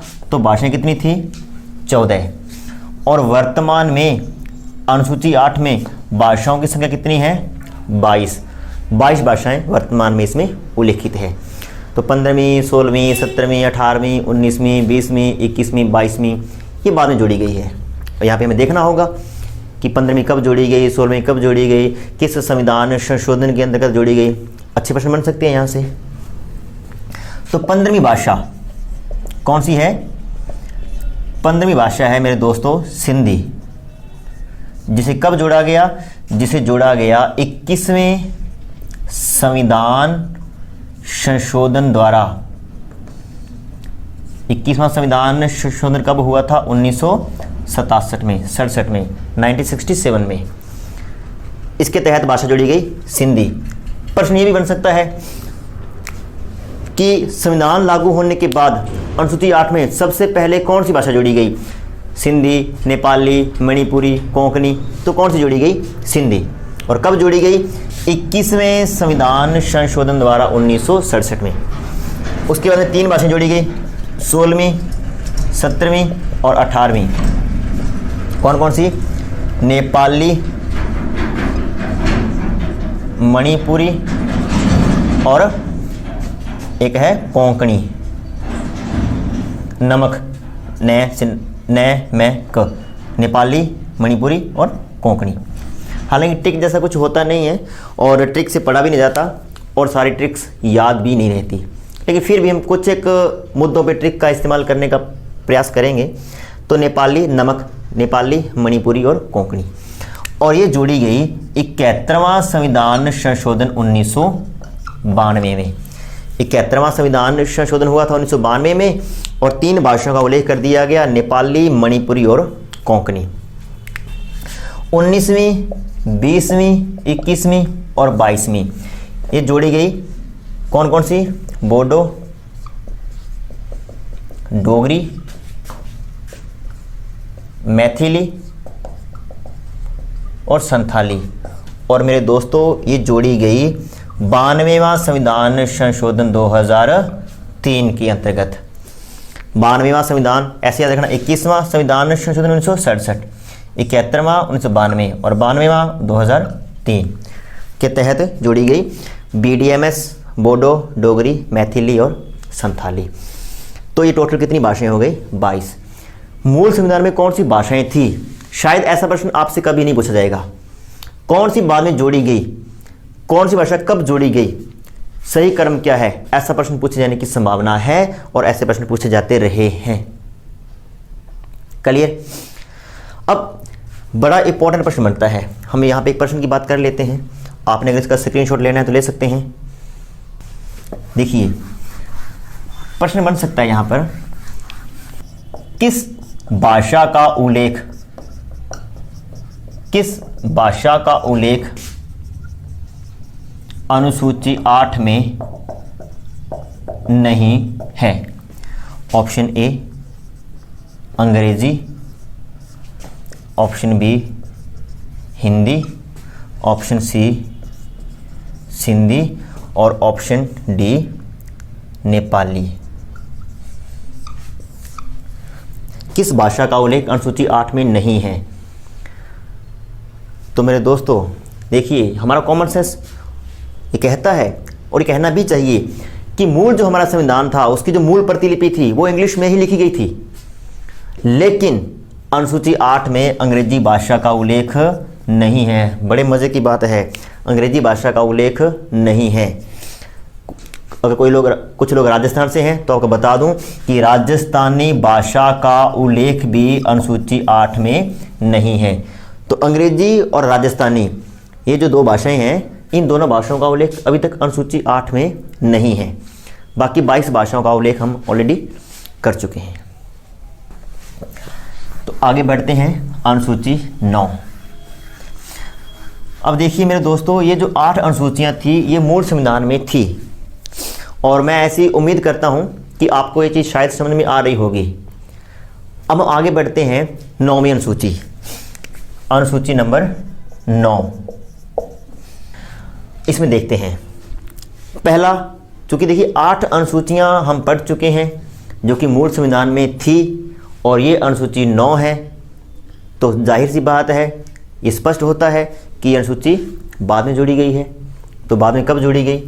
तो इसे जोड़ा गया प्रथम संविधान संशोधन द्वारा 1951 में।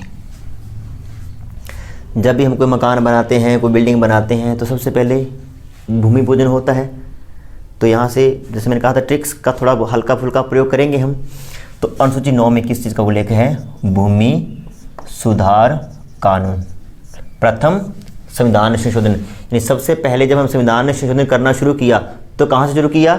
भूमि सुधार से, भूमि सुधार कानून। तो याद रखना है, अनुसूची 9 में किस विषय का उल्लेख है? भूमि सुधार कानून। और कब जोड़ी गई? तो प्रथम संविधान संशोधन। थोड़ा तुकबंदी कर लेना कि कोई बिल्डिंग बनाते हैं, किसी भी प्रकार के भवन का निर्माण करते हैं, सबसे पहले भूमि पूजन का आयोजन किया जाता है। और यहाँ पर हम संविधान का संशोधन करने जा रहे हैं, शुभ काम करने जा रहे हैं, तो शुभ काम से पहले क्या करेंगे? भूमि का पूजन करेंगे, भूमि सुधार कानून। लगभग 284 कानून का उल्लेख अनुसूची 9 में है। देखिए मेरे दोस्तों, एक शब्द होगा, सुना होगा आपने, न्यायिक पुनरावलोकन, न्यायिक समीक्षा, जुडिशियल रिव्यू। सरकार के 3 अंग होते हैं, एक होता है व्यवस्थापिका,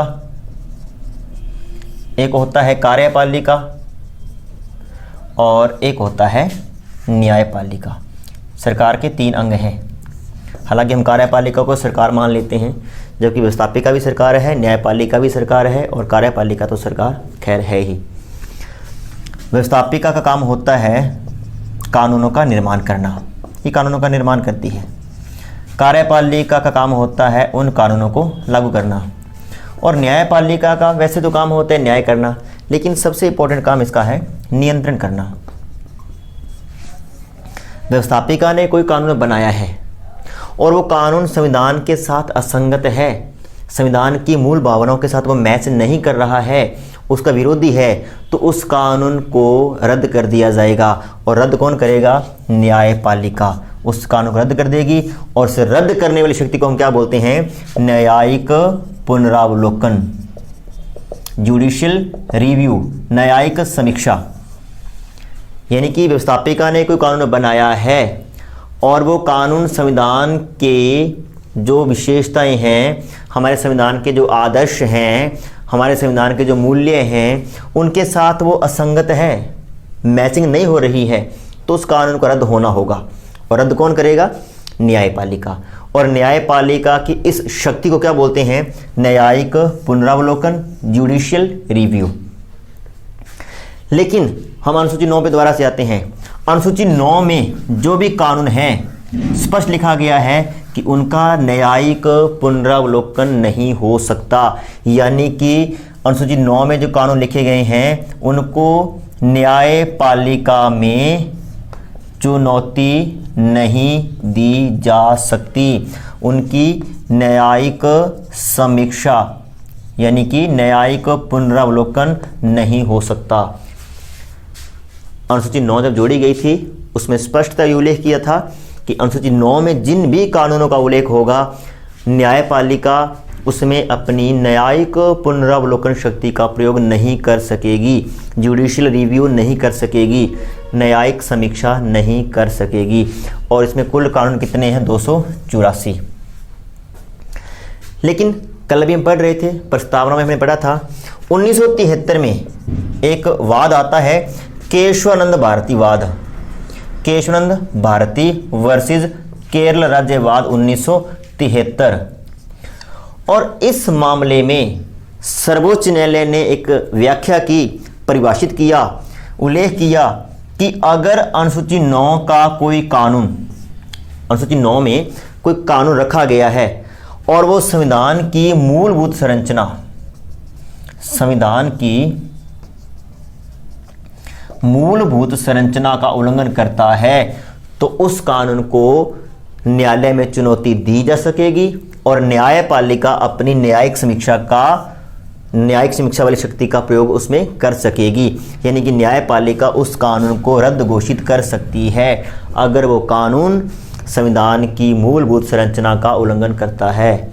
तो कल भी हम बात कर रहे थे संविधान की मूलभूत संरचना जैसे शब्द का उल्लेख कब किया गया, 1973 में किया। किस वाद के तहत किया गया, केशवानंद भारती वर्सेस केरल राज्य 1973 के बाद में। तो अनुसूची 9 कब जोड़ी गई, प्रथम संविधान संशोधन द्वारा 1951 में। इसमें भूमि सुधार कानूनों का उल्लेख है, लगभग 284 कानून इसमें रखे गए हैं। इसमें यह भी लिखा गया था कि अनुसूची 9 में लिखे जाने वाले कानूनों को न्यायपालिका में चुनौती नहीं दी जा सकती, यानी कि उसमें न्यायपालिका अपनी न्यायिक समीक्षा की शक्ति का प्रयोग नहीं कर सकेगी। लेकिन केशवानंद भारती वाले वाद में सर्वोच्च न्यायालय ने व्याख्या की कि अगर अनुसूची 9 का कोई कानून संविधान की मूलभूत संरचना का उल्लंघन करता है तो उसको न्यायालय में चुनौती दी जा सकेगी।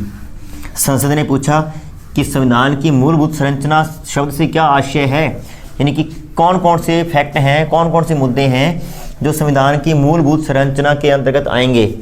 तो न्यायपालिका ने कहा कि संविधान की मूलभूत संरचना को हम समय समय पर परिभाषित करते रहेंगे, यानी अभी तक इसका कोई सीमित दायरा नहीं है कि ये चीज़ें संविधान की मूलभूत संरचना है। जब भी न्यायपालिका को लगेगा कि ये चीज़ संविधान की मूलभूत संरचना में होनी चाहिए या नहीं होनी चाहिए, उसको समय समय पर निर्णित किया जाता रहेगा। अनुसूची 9 हमारी कंप्लीट हो गई। आगे बढ़ते हैं मेरे दोस्तों, अगली है अनुसूची 10। अनुसूची 10 समझ में आ रहा होगा मित्रों। अनुसूची 10 पहला शब्द वही सेम, कब जोड़ा गया, तो इसे जोड़ा गया 52वें संविधान संशोधन द्वारा, 52वें संविधान संशोधन द्वारा 1985 में। कब जोड़ा गया, 52वें संविधान संशोधन द्वारा 1985 में। और क्या लिखा गया, इसमें किस चीज़ का उल्लेख है, इसमें दल बदल कानूनों का उल्लेख है। हम सरकार बनाते हैं, जिस भी दल का लोकसभा में बहुमत है वो अपनी सरकार बनाएगा, प्रधानमंत्री मंत्रिपरिषद बनेगी। जिस भी दल का विधानसभा में बहुमत है वो अपना मुख्यमंत्री मंत्रिपरिषद बनाएंगे। लेकिन अगर मान लीजिए बाद में कोई सदस्य दल बदल कर लेता है तो सरकारें लगातार गिरती रहेगी, क्योंकि किसी भी सरकार के पास लगातार बहुमत नहीं रहेगा तो सरकारें गिरेगी। फॉर एग्जांपल मान लीजिए आज बीजेपी के पास लोकसभा में बहुमत है, बीजेपी के कुछ सांसद उठकर कांग्रेस या किसी अन्य दल में चले जाएं, ये सिर्फ उदाहरण है, इसको अदरवाइज मत लेना। मान लीजिए किसी अन्य दल में चले जाते हैं तो बीजेपी का बहुमत कम हो जाएगा, और बीजेपी का बहुमत कम हो जाएगा तो विरोधी जो पार्टी है वो अविश्वास प्रस्ताव लेके आएगी, अविश्वास प्रस्ताव पारित तो होता है, सरकार गिर जाएगी। तो सरकारों की स्थिरता बनी रहे, सरकारों का स्थायित्व बना रहे, इसके लिए हमने 52वें संविधान संशोधन द्वारा 1985 में अनुसूची 10 को जोड़ा और इसमें दल बदल कानूनों का उल्लेख किया। हालांकि हमने गुंजाइश छोड़ी थोड़ी सी कि अगर किसी दल के 1/3 से अधिक सदस्य, 1/3 या उससे अधिक, मान लीजिए किसी दल के 60 मेंबर हैं तो 20 या उससे अधिक सदस्य अगर दल बदल करते हैं तो उन पर दल बदल कानून लागू नहीं होंगे। लेकिन अगर उससे कम है तो हम उन सदस्यों की सदस्यता समाप्त कर सकते हैं। लोकसभा का स्पीकर उन सदस्यों की सदस्यता समाप्त कर सकता है। क्योंकि सदस्यता समाप्त होने का डर है, इसलिए शायद कोई व्यक्ति दल बदल नहीं करेगा, ऐसा हमने सोचा था, लेकिन ऐसा हुआ नहीं। क्यों नहीं हुआ देखते हैं। हमने लिखा अनुसूची 10 में कि अगर किसी दल के 1/3 या उससे अधिक सदस्य दल बदल करते हैं तो उन पर दल बदल कानून लागू नहीं होंगे, क्योंकि अगर मान लीजिए 60 सदस्य हैं टोटल, तो उसमें 20 या 25 सदस्य दूसरे दल में जा रहे हैं, तो इतनी बड़ी संख्या दूसरे दल में जा रही है तो वाकई कोई विशेष कारण है। भी एक सदस्य जाए, 2 जाए, तो हम मान सकते हैं कि कुछ व्यक्तिगत लाभ हो सकता है इसका, लेकिन 20-25 सांसद इकट्ठे जा रहे हैं तो इसके पीछे वास्तव में कोई बड़ा कारण काम कर रहा है। तो हमने गुंजाइश छोड़ी कि 1/3 से अधिक सदस्य दल बदल करते हैं तो दल बदल कानून लागू नहीं होगा, या फिर ये 1/3 सदस्य किसी नए दल का निर्माण कर लेते हैं तो भी दल बदल की श्रेणी में नहीं गिना जाएगा। मान लीजिए कि पार्टी है, उस पार्टी के 60 सांसद हैं, उसमें से 20 सांसदों ने निकलकर अपनी अलग पार्टी बना ली तो बना सकते हैं, तब उनकी सदस्यता को समाप्त नहीं किया जाएगा। दूसरा इसमें लिखा गया कि अगर किसी दल के 2/3 सदस्य किसी दूसरे दल में चले जाते हैं तो इसे हम क्या बोलेंगे? दल विलय। ये दल बदल नहीं है, ये क्या है? दल विलय है। मान लीजिए 60 सांसद हैं और 40 सांसद यहां से निकलकर दूसरी पार्टी में चले गए तो ये दल विलय है, ये दल बदल नहीं है, तो भी उनकी सदस्यता पर किसी भी प्रकार का कोई प्रश्न चिन्ह नहीं लगाया जाएगा। ये दल विलय की श्रेणी में आएगा, ये दल बदल नहीं है। 2, लेकिन इन प्रावधानों से दल बदल पर रोक नहीं लगाई जा सकी। फिर हमने एक और संविधान संशोधन किया, 91वां संविधान संशोधन किया हमने सन 2003 में, और हमने इन जो औपचारिकताएं थी इनको थोड़ा कठोर बना दिया। क्या लिख दिया कि अगर एक दल का दूसरे दल में पूर्णतः विलय हो जाता है, भी एक दल है, जैसे आपने पढ़ा होगा भी करंट में, झारखंड मुक्ति मोर्चा एक दल था और उसका विलय अभी बीजेपी में हो गया है। अभी कुछ समय पहले की खबर है, 15-20 दिन हो गए, लगभग महीना हो गया होगा, तो दल का विलय हो गया है पूर्णतः। तो उसमें दल बदल कानून लागू नहीं हो सकते, क्योंकि पूरा का पूरा दल उठकर दूसरे दल में बैठ गया है। अब झारखंड मुक्ति मोर्चा नामक कोई दल रहा ही नहीं है, तो इसमें दल बदल कानून लागू नहीं होंगे, यानी कि सदस्यों की सदस्यता समाप्त होने का खतरा नहीं है, क्योंकि एक दल का दूसरे दल में पूर्णतः विलय हो गया है। यहाँ पे 2 प्रश्न बनते हैं बड़े अच्छे वाले। दल बदल पर रोक लगाने का प्रयास कब किया गया? तो 52वां संविधान संशोधन द्वारा 1985 में। सन पूछता है तो 1985, संविधान संशोधन पूछता है तो 52वां।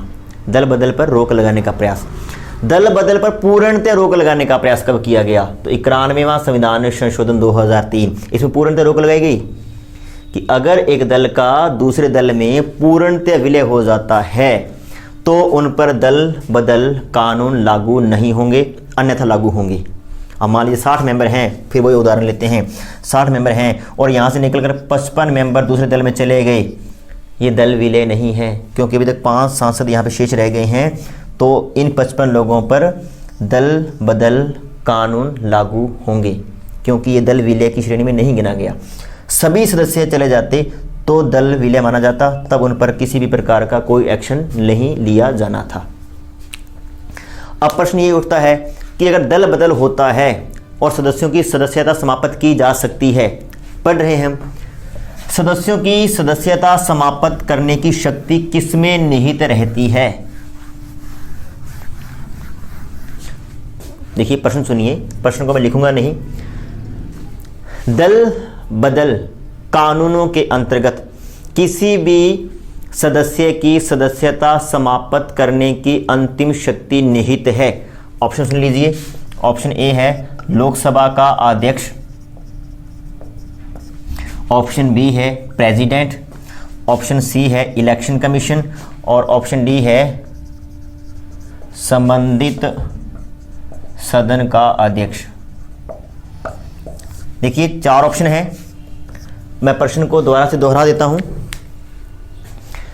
दल बदल से संबंधित अंतिम निर्णय लेने की शक्ति किसमें निहित है। यानी अगर दल बदल हुआ है तो किसी भी सदस्य की सदस्यता समाप्त करने की अंतिम शक्ति इनमें से किसके पास है।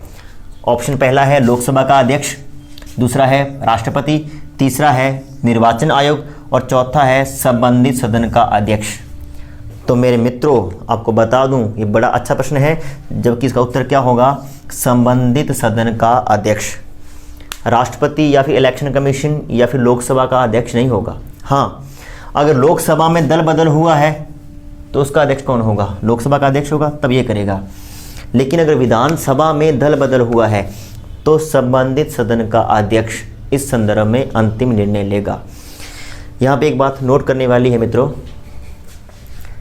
कोई भी सांसद चाहे वो लोकसभा का है चाहे वो राज्यसभा का है, उसमें किसी भी प्रकार की अयोग्यता आ जाती है, उसने लाभ का पद धारण कर लिया या वो दिवालिया हो गया या फिर वो पागल हो गया है, उसमें अयोग्यता आ गई है और उसमें अयोग्यता आ जाती है तो उसका पद समाप्त करने की अंतिम शक्ति रहती है राष्ट्रपति के पास। राष्ट्रपति इलेक्शन कमीशन की अनुशंसा पर ऐसा कर सकता है। शब्दों को दोबारा से सुनना, संसद के किसी भी सदस्य में किसी भी प्रकार की अयोग्यता आ जाने पर उसका पद समाप्त करने की अंतिम शक्ति राष्ट्रपति में निहित होती है। राज्य विधानमंडल के किसी सदस्य में अयोग्यता आ जाने पर यह शक्ति किसके पास रहेगी, गवर्नर के पास। परंतु सुनिए, परंतु दल बदल के कारण किसी सदस्य की सदस्यता समाप्त करने की अंतिम शक्ति राष्ट्रपति या राज्यपाल के पास नहीं होती, ये शक्ति होती है संबंधित सदन के अध्यक्ष के पास। ये बड़ा इंपॉर्टेंट प्रश्न है, क्लियर। अब प्रश्न एक और उठता है कि दल बदल से संबंधित किसकी शिकायत पर एक्शन लिया जाएगा।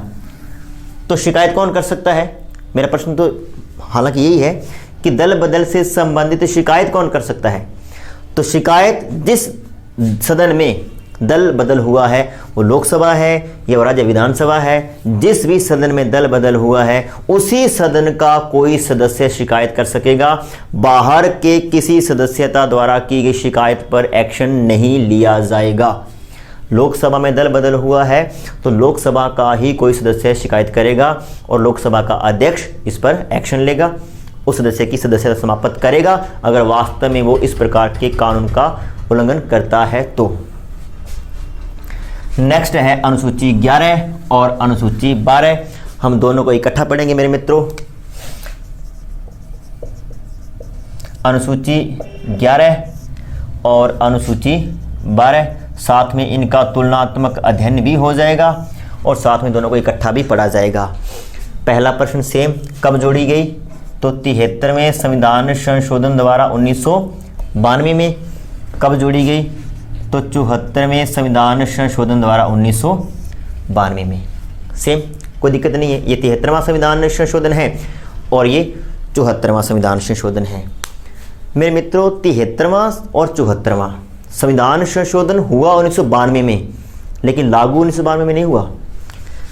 73वां संविधान संशोधन लागू हुआ 24 अप्रैल 1993 को, और इसलिए आपको आइडिया होगा 24 अप्रैल को हम किस दिवस के रूप में याद करते हैं, तो इसको हम याद करते हैं पंचायती राज दिवस। पंचायती राज दिवस।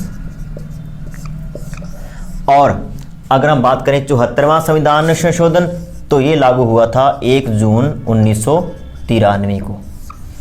मित्रों देख लेना दोनों को, ये 24 अप्रैल को लागू हुआ और ये 1 जून को लागू हुआ 1993 में। अब अनुसूची 11 में क्या है, इसमें पंचायती राज संस्थाओं या यूं कहूं कि ग्रामीण स्वशासन, ग्रामीण स्वशासन का उल्लेख है, ग्रामीण स्वशासन। और अनुसूची 12 में नगर पालिकाएं या यूं कहूं कि नगरीय स्वशासन का उल्लेख है, शहरी स्वशासन का उल्लेख है। अनुसूची 11 में ग्रामीण स्वशासन और अनुसूची 12 में नगरीय स्वशासन, कोई दिक्कत नहीं है। अब